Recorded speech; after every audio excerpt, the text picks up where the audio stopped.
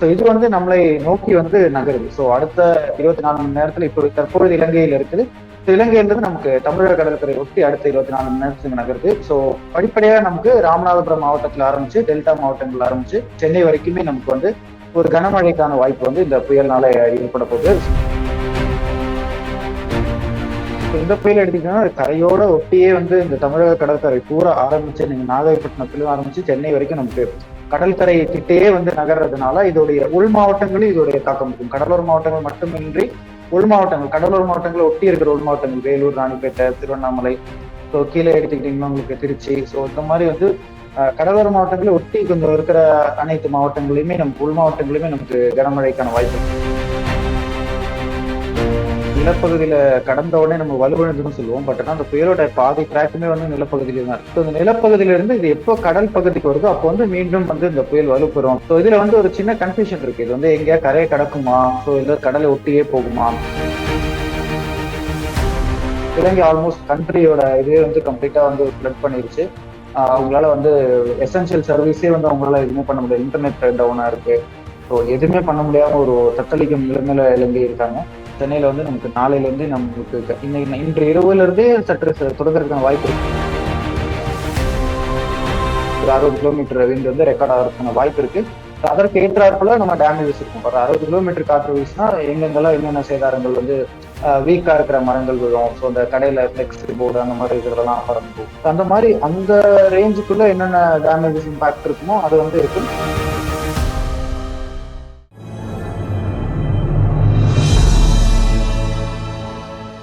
Tamil news நேர்களுக்கு அன்பு வணக்கம். இன்றைய சிறப்பு நேர்காணலில் நம்மோடு இணைந்திருப்பவர் சென்னை வெதர்மேன் அஜித்குமார் சார் தான் அறிஞ்சிருக்காங்க. சார் வணக்கம். வணக்கம் சார். சார், இந்த நவம்பர், டிசம்பர் இந்த 2 மாதங்களுக்கும் வந்தாலே தமிழகம், குறிப்பாக சென்னை போன்ற பெரும் மாநகரங்களுக்கு வந்து ரொம்பவே ஒரு அச்சுறுத்தும் ஒரு பேய் மழையெல்லாம் வந்து அவ்வப்போது பொழிவது உண்டு. இப்போது தித்வா என்கிற ஒரு புயல் ஒன்று ஃபார்ம் ஆயிருப்பதாகவும், அது தமிழகத்தை நோக்கி வந்து கொண்டிருப்பதாகவும், அடுத்த 2 நாட்களுக்கு வந்து ஒரு மிகப்பெரிய எச்சரிக்கையும் இந்திய வானிலை ஆய்வு மையம் தெரிவித்திருக்கிறது. நம்முடைய மாண்புமிகு முதலமைச்சர் அவர்கள் 14 மாவட்ட செயலாளர்களுக்கு கடுமையான ஸ்ட்ரிக்டான பல உத்தரவுகளை போட்டிருக்கிறாங்க. ரொம்ப ப்ரிகாஷனரி மெஷர்ஸ்லாம் கூட எடுத்துட்டு இருக்காங்க கவர்மெண்ட் சைட்ஸ்ல. பொதுமக்கள் அவசியமின்றி வெளியே வர வேண்டாம்லாம் சொல்றாங்க. ஸோ மாவட்ட ரீதியாகவும் சரி, எந்தெந்த மாதிரியான இம்பாக்டை வந்து இந்த மழை ஏற்படுத்த போகுது சார் தமிழகத்தில்? ஸோ பொதுவாக எடுத்துக்கிட்டீங்கன்னா இந்த டிக்வா புயல்ன்றது நமக்கு இலங்கைக்கு தெற்கே வந்து ஒரு காற்றழுத்த தாழ்வு நிலை உருவாச்சு. ஸோ அது வந்து தற்போது பாத்தீங்கன்னா இலங்கைக்கு நமக்கு திரிகோணமலைக்கு தென்கிழக்கு லேண்டுக்குள்ள இருக்கு. ஸோ பொதுவாக நம்ம புயல் எடுத்தீங்கன்னா மையப்பகுதி வந்து கடல்ல இருக்கும். ஸோ இதோடைய மையப்பகுதி ஆரம்பத்துல இருந்தே எடுத்தீங்கன்னா அது லேண்ட்ல இருக்கு. அண்ட் இலங்கையில இது மிகப்பெரிய ஒரு தாக்கத்தை ஏற்படுத்தியிருக்கு. ஒரு 30 டெய்லி வந்து ஒரு 30-60 சென்டிமீட்டர் மேல மழை பெஞ்சு அந்த பயங்கர ஒரு ஃபிளட்டிங் சுச்சுவேஷன், ஒரு பேரிடரான ஒரு சுச்சுவேஷன் வந்து இலங்கையில ஏற்படுத்தியிருக்கு. ஸோ இது வந்து நம்மளை நோக்கி வந்து நகருது. ஸோ அடுத்த 24 மணி நேரத்துல இப்போ தற்பொழுது இலங்கையில இருக்குது. இலங்கையிலிருந்து நமக்கு தமிழக கடற்கரை ஒட்டி அடுத்த 24 மணி நேரத்துக்கு நகருது. ஸோ படிப்படியாக நமக்கு ராமநாதபுரம் மாவட்டத்தில் ஆரம்பிச்சு டெல்டா மாவட்டங்கள் ஆரம்பிச்சு வட மாவட்டங்கள்ல நமக்கு புதுச்சேரி, காரைக்கால், கடலூர் அந்த மாதிரி ஆரம்பிச்சு நமக்கு சென்னை வரைக்குமே நமக்கு வந்து ஒரு கனமழைக்கான வாய்ப்பு வந்து இந்த புயல்னால ஏற்பட போகுது. ஸோ முன்னெச்சரிக்கை நடவடிக்கைகள் வந்து கண்டிப்பா வந்து நம்ம அரசாங்கம் எடுத்திருக்காங்கிறது. இப்போ கடலோர பகுதினா இப்போ ஃபர்ஸ்ட் இம்பாக்ட் ஏற்பட போது வந்து தென் தமிழக கடலோர பகுதிகளா, வேற எங்கெங்கெல்லாம் வந்து மழை பெய்வதற்கான வாய்ப்புகள் இருக்கு? குறிப்பா ரெட் அலர்ட்ஸ் கூட சில மாவட்டங்களுக்குலாம் கொடுத்துருக்காங்க சார். ஸோ பொதுவாக அந்த புயலை எடுத்துக்கிட்டீங்கன்னா அதை நான் சொன்ன மாதிரி ஆரம்பத்திலே இலங்கையுடைய நிலப்பரப்புல நகர்ந்து வருது. இது தமிழகத்துடைய கடலோர பகுதிகளை ஒட்டி வரும். ஸோ பொதுவாக நம்ம புயல் நம்ம கரையை கடக்கும் போது நம்ம அந்த கடல் கிட்ட வந்து ஒட்டி வர மாதிரி சுச்சுவேஷன் பார்த்துருப்போம். ஸோ இந்த புயல் எடுத்தீங்கன்னா கரையோட ஒட்டியே வந்து இந்த தமிழக கடற்கரை பூரா ஆரம்பிச்சு நீங்க நாகப்பட்டினத்திலும் ஆரம்பிச்சு சென்னை வரைக்கும் நமக்கு கடற்கரை கிட்டேயே வந்து நகர்றதுனால இதோடைய உள் மாவட்டங்களும் இதோடைய தாக்கம் இருக்கும். கடலோர மாவட்டங்கள் மட்டுமின்றி உள் மாவட்டங்கள், கடலோர மாவட்டங்களை ஒட்டி இருக்கிற உள் மாவட்டங்கள், வேலூர், ராணிப்பேட்டை, திருவண்ணாமலை, ஸோ கீழே எடுத்துக்கிட்டீங்கன்னா உங்களுக்கு திருச்சி, ஸோ இந்த மாதிரி வந்து கடலோர மாவட்டங்களை ஒட்டி கொஞ்சம் இருக்கிற அனைத்து மாவட்டங்களையுமே நமக்கு உள் மாவட்டங்களுமே நமக்கு கனமழைக்கான வாய்ப்பு இருக்கு. கடலோர மாவட்டங்கள் ஓரிரு இடங்கள்ல வந்து நமக்கு கன முதல் மிக கனமழைக்கான வாய்ப்பு இருக்கு. ஓரிரு இடங்கள்ல நம்ம அதிக கனமழை வந்து எதிர்பார்க்கலாம். நாகையிலிருந்து ஆரம்பிச்சு சென்னை வரைக்கும் எடுத்துக்கிட்டீங்கன்னா இப்போ வந்து நமக்கு ராமநாதபுரத்துல நமக்கு மழை ஆரம்பிச்சிருக்கு. காலையில வந்து நமக்கு காலையில இருந்து இந்த புயலுடைய இந்த மேற்கு திசையில இருக்க மேகங்கள் வந்து நமக்கு ராமநாதபுரம் பகுதியில வந்து நமக்கு விழ ஆரம்பிச்சிருக்கு. ஸோ படிப்படியா நமக்கு தமிழகத்துல அடுத்த 24 மணி நேரத்துக்கு நம்ம மழை அதிகரிக்கிறத நம்ம பார்க்க முடியும் சார். ஸோ இப்போ ஃபர்ஸ்ட் அலர்ட் யாருக்கு சார் நீங்க இந்த இந்த டித்துவா புயலுக்கு நீங்க குடுப்பீங்க? இப்போ பெரிய தாக்கத்த இருக்குன்றாங்க. அதி கனமழை எச்சரிக்கை எல்லாம் குடுத்துருக்காங்க. அதி கனமழைன்னா கிட்டத்தட்ட if I am wrong please correct me more then 25 centimetres right? கண்டிப்பா, கண்டிப்பா. அதிக எஸ். கனமழைன்றது 25 centimetre above. இது வந்து எந்த பகுதியில விழும்ன்றது நம்மளால வந்து சொல்ல முடியாது. அதாவது வந்து நமக்கு ம். கடலோர மாவட்டங்கள் இப்போ என்டையர் கடலோர மாவட்டங்களுமே இந்த புயல் வந்து பயணிக்க போகுது. ஸோ கடல ஒட்டியே நமக்கு பயணிக்க போகுது. ஸோ அதனால 1 to 2 பிளேசஸ்ல எங்க அந்த காற்று குவிதல் வந்து எங்க இருக்கோ, ஸோ அதுக்கான வாய்ப்பு வந்து நிறையவே இருக்கு. குறிப்பா நம்ம டெல்டா பாண்டிச்சேரி டு டெல்டால எங்கேயாச்சும் ஒரு இடத்துல வந்து ஒரு அதிக மழை 1, 2 ஈவென்ட்ஸ் வந்து நடப்பதற்கான வாய்ப்பு இருக்கு. நம்ம சாத்தியக்கூறுகளை இல்லைன்னு நம்ம எக்ஸ்க்ளூட் பண்ண முடியாது. அதுக்கான வாய்ப்புகள் நிறைய இருக்கு. நம்ம கடைசி வருஷம் நம்ம லாஸ்ட் இயர் பெஞ்சல்ன்ற ஒரு புயல் பார்த்தோம். ஸோ அது வந்து எஸ். கரையை கடக்கும்போது நமக்கு விழுப்புரம்ல 50 சென்டிமீட்டர் மழை பெஞ்சது. அதுக்கப்புறம் கிருஷ்ணகிரியில ஒரு வரலாறு காணாத ஒரு 30 சென்டிமீட்டர் மழை. அந்த கிருஷ்ணகிரி ரெக்கார்ட்ல அந்த மாதிரிலாம் ஒரு ரெயின்ஸ் வந்தது கிடையாது. ஸோ அந்த மாதிரியான ரெயின்ஸ் பார்த்தோம்.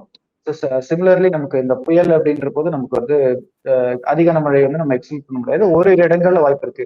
அது பின் பாயிண்டா எங்கன்றது நம்ம இப்ப சொல்ல முடியாது. பட் எல்லா மாவட்டங்களுமே வந்து எச்சரிக்கையா இருப்பது நல்லது. மேபி வெரி பாசிபிளி வந்து பாண்டி டு நாகப்பட்டினமா அது டெல்டா மாவட்டங்களா அது வந்து ஏதாவது இருக்க வாய்ப்பு இருக்கு. இப்போ இப்ப நம்ம பார்க்குறோம் சார் 2023ல தென் ம், தமிழகத்துல ம். குறிப்பாக காயல்பட்டினம் போன்ற பகுதிகள்லாம் வந்து 96 சென்டிமீட்டர் மழை கிட்டத்தட்ட 100 சென்டிமீட்டர் மழை பெய்தது. அது எல்லாம் பேய் ஆமா, மழை. அந்த மழையெல்லாம் சென்னை ஆமா. மாநகரத்தில் பெய்தால் நிச்சயமாக சென்னை மாநகரமே மூழ்கக்கூடிய ஒரு மாபெரும் அபாயம் எல்லாம் இருக்கிறது. அது கிளைமேட் சேஞ்ச். அது இயற்கையினுடைய அந்த சதி என்றே நம்ம சொல்லலாம் என்று வைத்துக் கொள்ளலாமே.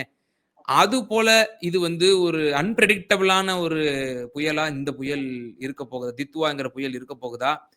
இல்ல லாஸ்ட் லாஸ்ட் இயரும் பார்த்தோம். சில ஒரு ஒரு ஒரு எச்சரிக்கை குடுத்திருந்தாங்க. பட் ஆனா அது திசை நோக்கி அது வேறு திசை நோக்கியும் நகர்ந்ததை நம்ம பார்க்கிறோம். அது மாரி அன்பிரெடிக்டபிளான சிச்சுவேஷன்ஸும் இந்த புயல்ல நடக்க வாய்ப்புகள் இருக்கா? இல்ல அதனோட பாதை தெளிவா தான் இருக்கா? பிரெடிக்டபிளா தான் இருக்கா? சோ ஆரம்பத்துல இருந்து இந்த புயல் வந்து நமக்கு இருக்கிற ஒரு பெரிய பிரச்சனை என்னன்னா அது வந்து நிலப்பரப்புல வந்து நகருது. சோ நிலப்பரப்புல இந்த புயலுடைய மையப்பகுதி பொதுவா வந்து நம்ம புயல் வந்து நிலப்பகுதியில கடந்த உடனே நம்ம வலுவிழந்துன்னு சொல்லுவோம். பட் ஆனா அந்த புயலோட பாதி ட்ராக்குமே வந்து நிலப்பகுதியில தான் இருக்கு. ஸோ இந்த நிலப்பகுதியில இருந்து இது எப்போ கடல் பகுதிக்கு வருதோ அப்போ வந்து மீண்டும் வந்து இந்த புயல் வலுப்பெறும் அப்படின்ற மாதிரி எக்ஸ்பெக்ட் பண்றோம். ஸோ இதுல வந்து ஒரு சின்ன கன்ஃபியூஷன் இருக்கு. இது வந்து எங்கேயா கரையை கடக்குமா? ஸோ இல்ல கடலை ஒட்டியே போகுமா? ஸோ நமக்கு ஒட்டி போற மாதிரியான வாய்ப்புகள் தான் நிறைய தெரியுது. ஒரு ஒரு சாத்தியக்கூறுகள் இருக்கு. கரையை கடக்கிறதுக்கும் நம்ம ஒரு சாத்தியக்கூறுகள் இருக்கு. ஸோ அதுக்கான ப்ரிகாஷன்ஸ் நம்ம எடுத்துக்கணும். நம்ம அதே மாதிரி நீங்க சொன்ன மாதிரி வந்து நம்ம லாஸ்ட் ஒரு 4, 5 வருஷமா நம்ம நிறைய எக்ஸ்ட்ரீம் நியூஸ் பார்த்துருக்கோம். போன வருஷம் ராமேஸ்வரத்துல ஒரு சடனா ஒரு 40 சென்டிமீட்டர் பார்த்தோம். திருச்செந்தூர்ல அதுக்கு முன்னாடி ஒரு ஈவெண்ட் பார்த்தோம். தூத்துக்குடி வந்து ஒரு ஈவெண்ட் பார்த்தோம். ஸோ தென் தமிழகத்துல வந்து 4, 5 வருஷமா வந்து ஒரு எக்ஸ்ட்ரீம் ஈவெண்ட்ஸ் நம்ம எங்கேயாவது ஒரு இடத்துல வந்து ஒரு எக்ஸ்ட்ரீம் ஈவெண்ட்ஸ் வந்து நம்ம வடகிழக்கு பருவமழையில நம்ம பார்த்துட்டு இருக்கோம். ஸோ இது குறிப்பா வந்து கிளைமேட் சேஞ்சோட ஒரு ஒரு காரணமா இருக்கலாம். இதுல நம்ம நிறைய நம்ம ஆய்வு பண்ணும் ரிசர்ச் நம்ம நிறைய எடுத்துட்டு போகும்போது வந்து என்ன இதோட காசஸ் அப்படின்றது அந்த மாதிரி நமக்கு புரிய வரும். பட் ஆனா என்னதான் இருந்தாலும் நமக்கு இந்த மாதிரி சிஸ்டம்ஸ் இருக்கும்போது நமக்கு எக்ஸ்ட்ரீம் ரெயின்ஸ் வந்து அதிக மழைக்கான வாய்ப்பு வந்து நம்ம கண்டிப்பா எக்ஸ்க்ளூட் பண்ண முடியாது. அதுக்கான வாய்ப்பு நிறையவே இருக்கு. இந்த தடவை வந்து அது மாதிரி ஏதாவது 1, 2 நிகழ்வுகள் வந்து நடக்கிறதுக்கான வாய்ப்பு வந்து இருக்கு. இப்ப நீங்க சொல்ற புயல் வந்து தரையை கடக்கும் பொழுது, அதாவது நிலப்பரப்பை மையப்படுத்தி இந்த புயல் நகரக்கூடும். அப்படி கூட பிரெடிக்ட் பண்றாங்கன்ற ஒரு கருத்த சொன்னீங்க. கடந்த காலத்துல பார்த்தோம். நீலம், வர்தா போன்ற புயல்கள்லாம் வந்து இது போன்ற தரை வழியாக அது மார்க்கமாக கடக்கும் பொழுது, கடுமையான பாதிப்புகள் வந்து சென்னை போன்ற அ அதேபோல சுற்றி இருக்கக்கூடிய மாவட்டங்கள் எல்லாம் கடுமையான ஒரு பாதிப்புகள்லாம் ஏற்பட்டது. நாம செய்திகள்லயும் பார்த்தோம். தென் தமிழகத்தின் கடலோர பகுதிகள்ல வந்து கிட்டத்தட்ட 70 கிலோமீட்டர் வேகத்தில் வந்து அந்த காற்றுகள் வீசக்கூடும் என்றும், அதேபோல வட தமிழகத்தினுடைய அந்த கடலோர மாவட்டங்கள்ல வந்து 60 கிலோமீட்டர் வேகத்துல வந்து காத்துகள் வீசக்கூடும்லாம் சொல்றாங்கய்யா. ஸோ இது எந்த அளவுக்கு இம்பாக்ட்ட ஏற்படுத்தும்? அந்த மாரி வீசக்கூடிய சமயத்துல வந்து நடமாட்டங்கள் வந்து இருக்கக்கூடாது, குறைச்சுக்கணும். இது மாரி ஏதேனும் வந்து பிரிகாஷனரி மெஷர்ஸ் ரொம்ப முக்கியமான ஒன்று தானா? ஸோ இதை பொறுத்த வரைக்கும் பாத்தீங்கன்னா நமக்கு காற்று பாதிப்பு வந்து பெருசா இருக்காது. இந்த புயலை பொறுத்த வரைக்கும் நமக்கு காற்று பாதிப்பு வந்து பெருசா இருக்காது. ஏன்னா நான் சொன்ன மாதிரி ஆல்ரெடி சொன்ன மாதிரி கரையொட்டி நகர்றதுனால இது கொஞ்சம் வலு குறைந்த புயல் தான். பட் ஆனா நிறைய மழையை கொடுக்கக்கூடிய புயல். ஸோ காற்று இருக்கக்கூடிய புயல்கள்ல பாத்தீங்கன்னா பெருசா மழை இருக்காது. ஸோ அது ஏன்னா அது ஃபாஸ்டா மூவ் ஆகும். ஸோ அந்த மாதிரியான ஒரு இது இருக்கும். பட் இந்த புயலை பொறுத்த வரைக்கும் பாத்தீங்கன்னா நமக்கு காற்று பாதிப்பு பெருசா இருக்காது. 45 டு 55 கிலோமீட்டர் வந்து காற்று வீசலாம். 45 டு 16 வச்சுக்கலாம். ஒரு கஸ்ட் அப்படின்னு சொல்லுவோம். நம்ம 1 மினிட் எங்கேயாவது ஒரு இடத்துல வந்து ஒரு 60 கிலோமீட்டர் விண்ட் வந்து ரெக்கார்ட் ஆகிறதுக்கான வாய்ப்பு இருக்கு. அதற்கு ஏற்றாற்போல நம்ம டேமேஜஸ் இருக்கும். ஒரு 60 கிலோமீட்டர் காற்று வீசினா எங்கெங்கெல்லாம் என்னென்ன சேதாரங்கள் வந்து வீக்கா இருக்கிற மரங்கள் விழும். ஸோ இந்த கடையில ஃபிளெக்ஸ் போர்டு அந்த மாதிரி இருக்கிறதெல்லாம் பறந்து போகும். அந்த மாதிரி அந்த ரேஞ்சுக்குள்ள என்னென்ன டேமேஜஸ் இம்பாக்ட் இருக்குமோ அது வந்து இருக்கும். பட் ஒரு பெரிய காற்று பாதிப்பு கூட புயல்ன்றது நம்ம இதை சொல்ல முடியாது. இது வந்து நிறைய மழை கொடுக்கக்கூடிய புயல். ஸோ ஸ்டார்டிங்ல இருந்து எடுத்தீங்கன்னா நம்ம இலங்கை ஆல்மோஸ்ட் கண்ட்ரியோட இதே வந்து கம்ப்ளீட்டா வந்து ஃபிளட் பண்ணிருச்சு. அவங்களால வந்து எசென்சியல் சர்வீஸே வந்து அவங்களால எதுவுமே பண்ண முடியாது. இன்டர்நெட் டவுனா இருக்கு. ஸோ எதுவுமே பண்ண முடியாம ஒரு தத்தளிக்கும் நிலைமையில இலங்கை இருக்காங்க. அந்த மாதிரி இப்ப நீங்க சொல்லக்கூடிய ஒன்று ரிப்போர்ட்ஸ் ரெண்டு தான் பார்க்கும்பொழுது, எனக்கு 2015ல ஒரு சென்னை ஒரு மிகப்பெரிய ஒரு புயலை சந்திச்சுச்சு. கிட்டத்தட்ட முடிச்சூர் ஆமா. போன்ற பகுதிகள்லாம் கிட்ட 50 சென்டிமீட்டர் மேலலாம் பெய்ஞ்சுச்சு. அது வரலாறு காணாத மழையாக மாத கணக்கில் ஸ்தம்பித்தது. அந்த நிலை தற்போது இலங்கையில் இருக்குன்னு சொல்ல வரீங்களா? இந்த தித்வா புயல் மூலமாக? அது வந்து நமக்கு ஒரு சிட்டின்னு எடுத்துக்கலாம். இப்போ ஒரு 4 இப்போ சென்னைன்னு எடுத்தீங்கன்னா சென்னை, திருவள்ளூர், காஞ்சிபுரம், செங்கல்பட்டு இந்த 4 மாவட்டங்கள் பாதிச்சுன்னு சொல்லலாம். இது ஒரு நாடே அது ஒரு சின்ன நாடு தான். பட் ஆனா அந்த நாடினுடைய எந்த பகுதியுமே மேற்கு அந்த நார்த் அண்ட் ஈஸ்டர்ன் சைடு அந்த சைடு தான் ரொம்ப பாதிக்கப்பட்டிருக்கு. பட் ஒட்டுமொத்த நாடே வந்து நிறைய இடத்துல நம்ம உங்களுக்கு ஃபிளட் தண்ணி அந்த மாதிரி வந்து சந்திச்சிட்டு இருக்காங்க. இது வந்து ரொம்ப ஒரு சிக்கலான கஷ்டம். ஏன்னா அந்த நாட்டினுடைய அந்த இமிடியேட் ஃபங்க்ஷனரிஸாலே வந்து எதுவுமே அவங்க ரெஸ்கியூ ஆபரேஷன்ஸ் சடனா அவங்களால எதுவுமே பண்ண முடியல. ஏர்ஃபோர்ஸ் எல்லாருமே ஃபுல் ஸ்விங்ல இருக்காங்க. பட் அந்த நாட்டுடைய எந்த பகுதின்னு அவங்க டார்கெட் பண்ணி போவாங்க. ஸோ எல்லா இடத்துலயுமே இந்த மாதிரி ஒரு சுச்சுவேஷன் இருக்கு. ஸோ அது அது வந்து ரொம்ப கஷ்டமான ஒரு சூழல் தான். இலங்கைக்கு வந்து ரொம்ப கஷ்டமான சூழல் தான் இருக்கு. முக்கியமான ரீசன் என்னன்னா இந்த ஸ்லோ மூவ் ஆகுது. மூவிங் வந்து பாத்தீங்கன்னா இலங்கைக்கு தெற்குல இருந்து காற்றழுத்த தாழ்வுநிலையாச்சு. இன்னைக்கு வரைக்கும் அது இலங்கை கடற்கரையை விட்டு நகரவே இல்லை. ஸோ கிட்டத்தட்ட 2-3 நாட்களா வந்து அந்த தாக்கம் வந்து இருக்கு. அது கனமழை நம்பர்ஸ் எல்லாம் நீங்க எடுத்து பாத்தீங்கன்னா நல்ல நம்பர்ஸ் 30 சென்டிமீட்டர் 40 சென்டிமீட்டர் அப்படின்ட்டு 2-3 நாட்களா வந்து பெய்துட்டு இருக்கும்போது எந்த ஒரு இதுவுமே வந்து அதோட ஹேண்டில் பண்ண முடியாத ஒரு சிச்சுவேஷன்ல வந்து அவங்க இருக்காங்க. ஸோ வாய்ப்பு இருக்கு. ஸோ அதிகான மழைக்கான வாய்ப்பு நம்மளுக்கும் வந்து ஓரிரு இடங்கள்ல நம்ம வாய்ப்பு இருக்கிற மாதிரி சொல்லலாம். இப்போ சென்னை வாசிகள் மற்றும் சென்னை மாவட்டத்திற்கு என்ன என்ன மாதிரியான ஒரு மழையை வந்து நம்ம எதிர்பார்க்கலாம்? ஸோ இது பிரதான ஒரு சிட்டியா இருக்கக்கூடியது தமிழகத்துல. ஸோ சென்னைக்கான அப்டேட்ஸ் என்ன சார் இதுல?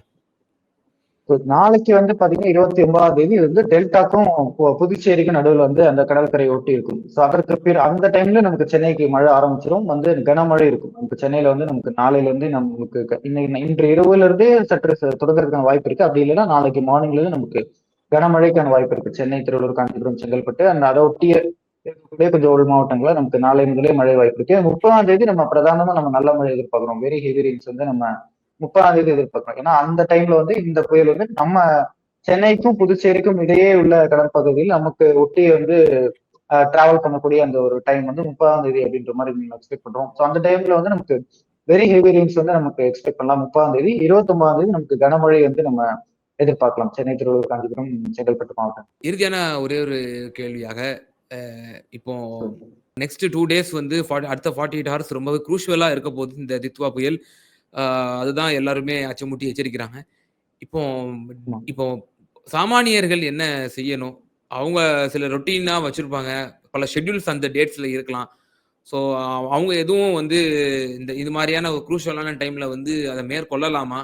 அல்லது தள்ளி போடுவது சிறந்ததுன்னு நீங்க பார்ப்பீங்களா? ஸோ அது வந்து அவங்க எனக்கு தெரிஞ்சு இதை போஸ்ட்பான் பண்றதோ இல்லை இது பண்றது பெட்டர். ஏன்னா முன்னெச்சரிக்கை வந்து ரொம்ப முக்கியம். வருதோ இல்லையோ பட் புயல்ன்ற போது நம்ம கண்டிப்பா ஒரு ஒரு எஸ்ஓபி ஸ்டாண்டர்ட் ஆப்ரேட்டிங் ப்ரொசீஜர் மாதிரி நம்ம என்னென்ன விஷயங்களை நம்ம ஃபாலோ பண்ணுவோம். ஏன்னா 2 நாள் பவர் கட் இருக்கலாம். ஸோ சில இடத்துல வந்து வாட்டர் லாகிங் அந்த மாதிரி இருக்கலாம். ஸோ அதற்கு ஏற்றாற்போல வந்து நம்ம எப்பயுமே வந்து முன்னெச்சரிக்கை நடக்கும். வடகிழக்கு பருவமழையில் நமக்கு புயல்ன்றது ரொம்ப காமனான ஒரு விஷயம். ஸோ அதற்கு ஏற்றாற்போல நமக்கு இந்த 2 நாள் தான். இந்த புயல்ன்றது எப்பயுமே நமக்கு 1 நாளோ 2 நாளோ அந்த மாதிரி வர்ற ஈவெண்ட் தான். ஸோ இந்த 2 நாளைக்கு என்னென்ன கொஞ்சம் வெளியே அவுட்டோருக்கு நம்ம போகாம இருக்கிறது, ஷெட்யூல்ஸ் எல்லாம் தான் கொஞ்சம் மாத்தி வைக்கிறது. ஸோ பவர் கட் இருக்கலாம். அதுக்கேற்றப்பல பேட்டரி நம்ம பவர் பேக்கப் அந்த மாதிரிலாம் கொஞ்சம் பார்த்து வைக்கிறது.